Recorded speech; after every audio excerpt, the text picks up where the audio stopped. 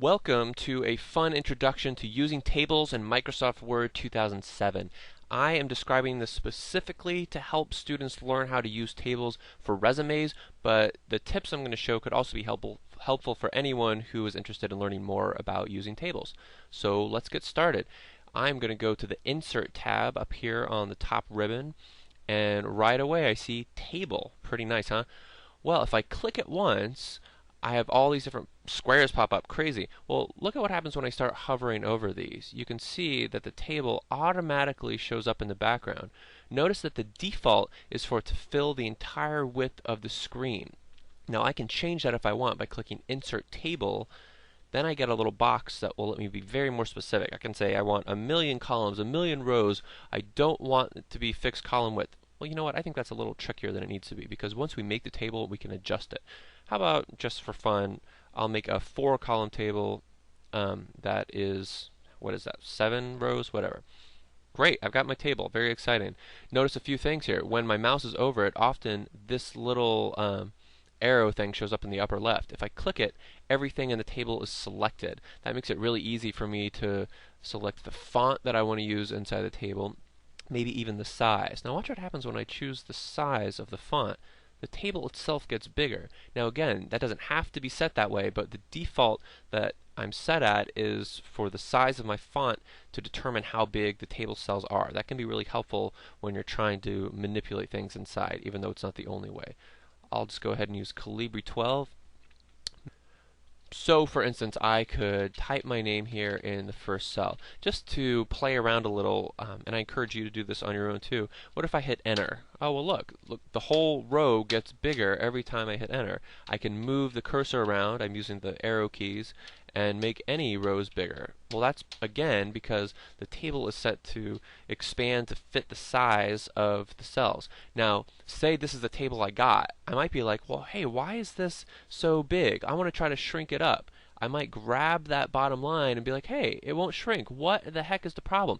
Well, sometimes that's because one of these cells in this row has had someone press enter in it, so it's automatically filling to fit that size. So I'm pushing up and down in these cells to try to figure out if there's any invisible spaces. Aha! You notice that? There's some invisible space? Well, I'm going to hit backspace a couple times, and that will allow me to shrink it. Very nice. The other way, as I showed a second ago, to change cell sizes is to hover over a line until you get a different cursor there. You see that little arrows in both directions? That will let me move things larger and smaller. But again, if there's there's content in a cell, even if that content is just me hitting enter a number of times, it's not going to let me shrink it smaller than that content. Does that make sense? So, say now I have these cells that I've played with. Okay, I've made my table a little bigger. So what? Well, maybe I want to merge some cells together. For instance, what if I want this entire row to be a single cell? That's actually pretty easy. I'm going to highlight the entire cell. I just clicked anywhere in there, held down the left mouse button, and dragged over before I let go.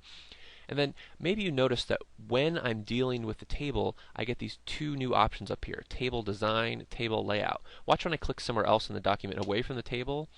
If I go down here, those table options disappeared. In other words, part of Microsoft Word 2007 is that when I click on a picture or a table or something, I get new options to help me deal with that. I'm going to click back in the table. Ta-da! They're there again.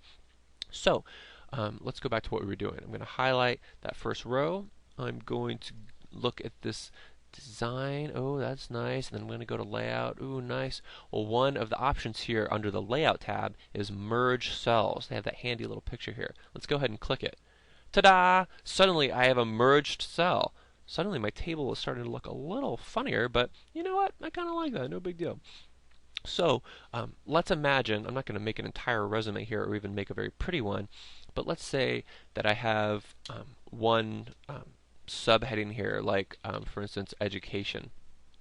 And then over here I have first education information, and then down here I have second education info.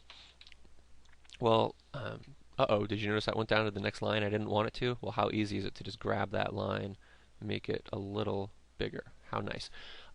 So maybe as I'm manipulating things in my tables, I'll use merging cells and splitting cells very strategically. For instance, I might highlight both of these, merge them, and now let's do that again down here for a whole nother section. Let's call it activities. First activity info, second activity info. So now, when I'm looking at the layout of my table, it's very easy for me to adjust things to make it as exact as I want.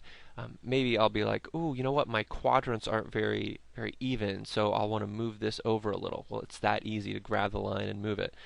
Maybe I'll want to put it over there. Maybe I'll decide to merge all of these cells. How fun. And then type some bullets here. To get the bullets, I want to go back to the Home tab up here, click the little bullet button, and then I'll say here's my school, here's my GPA, here's my major, fun things like that. Then maybe I'll go down here and do it again. I'm just making this up on the spot. You can follow your own advice about resumes that you've found elsewhere. But again, say I'm looking at this in the big picture, and I'm like, ooh, this isn't chunked very well. This information is really close to this information. Well, it's that easy. I'm just going to drag that line down a little bit, and now everything is a little separated. Now, wait a minute. You might say, I don't want to turn on a resume that has all these lines all over it. That's totally crazy. Well, I'm going to go up to my table design, and then you see this borders option. If I click that little arrow, it's like, whoa, there's all kinds of stuff. I can adjust a lot of options for individual cells right here, or even whatever I select. If I select the entire table, whatever I select here will apply to the entire table. I think the easiest way to do it is to go to this bottom option, borders and shading. That little dot, dot, dot implies that when I click it, there's going to be another menu to pop up. Hey, there's the menu. Sweet. Well, I want no borders in the entire table. I don't want ever to see a line showing me what's there. I want to apply it to the whole table. I can apply it to just a certain cell I'm in, paragraph, text, whatever. I want to apply it to the whole table. Hit OK.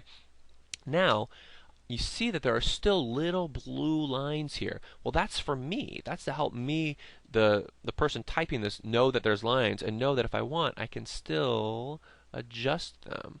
But if I were to print this right now, you wouldn't be able to see those lines. Don't believe me? Well, let's go up here and check it out. I'll click the little crazy button. Is there a word for that? I think there is. I can't remember. I'm going to go to print, print preview. Ta-da! Invisible. No lines at all. It's pretty ugly right now. But that is an awesome start for you to be able to play around with the table elements and create a beautiful, well laid out resume. Good luck.